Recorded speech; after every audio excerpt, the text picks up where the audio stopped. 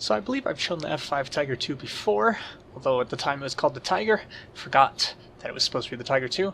Although you can see right now, it has nose wheel steering, which I believe it didn't have last time. And also I have some stats here about what speed you can cruise at and what altitude, and what range it has when it's unladen. Of course, this version is laden with the drop tank, which of course extends the range, but then, you know, once it's gone, it can go further.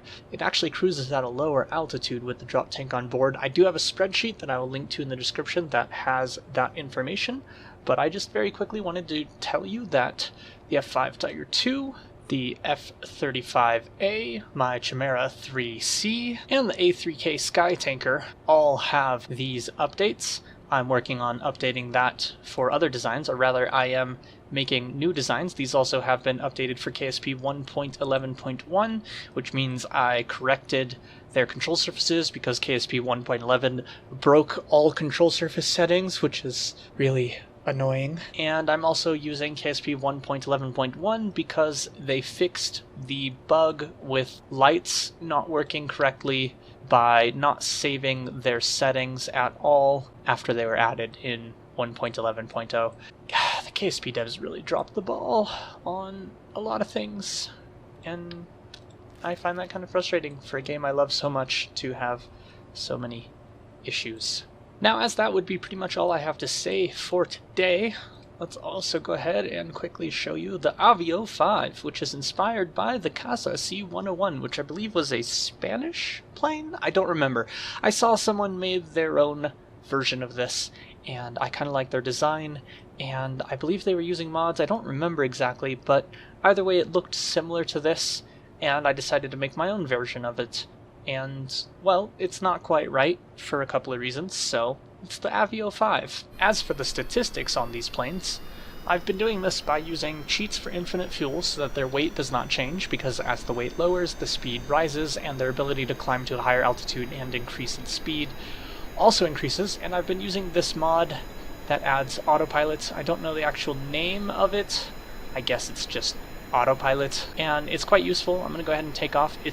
The only downside really is that the autopilot module does not work for taking off, and you can see here now I've set heading, and oh, it's set for an altitude of 5,100. I believe that is the cruise altitude for this craft. Yes, it is.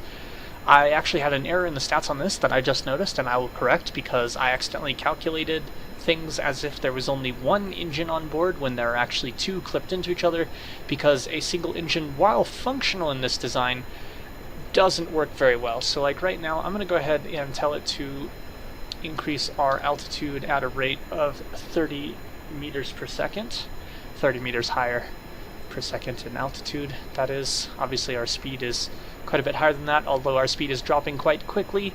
The way I did this was I had things increasing their altitude while maintaining increasing speed, and got to the highest altitude I could get before the speed started dropping, and then from that point I counted that as the altitude. Obviously right now you can see we're not quite doing that because I'm increasing altitude at a faster rate than it can maintain speed at, but that's because I've already calculated it with infinite fuel. So right now I'm just trying to get up to cruising altitude at a faster rate, even though it means right this moment I'm going slower.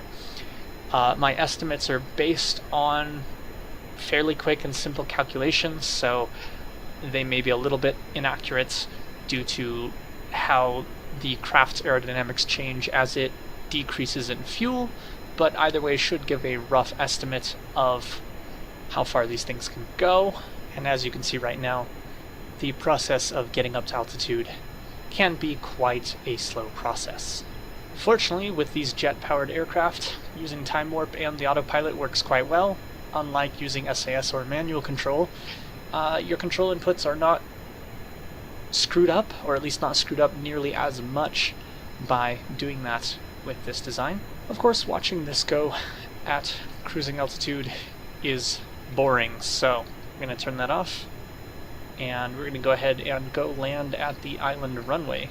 And of course, by going at full throttle in a relatively steep dive, we are increasing our speed quite a bit past even the cruising speed of this plane, which is 216 meters per second. Obviously in real life you would not put your gear out this low or late. Also, I'm going to need to go around a little bit to handle lining up for the runway, as this thing has a rather gradual turning radius.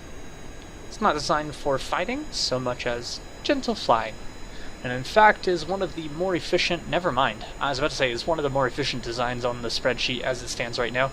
It's actually not, but that's not for lack of trying. I believe I accidentally had it marked as much more efficient because I accidentally had it marked as containing only a single engine.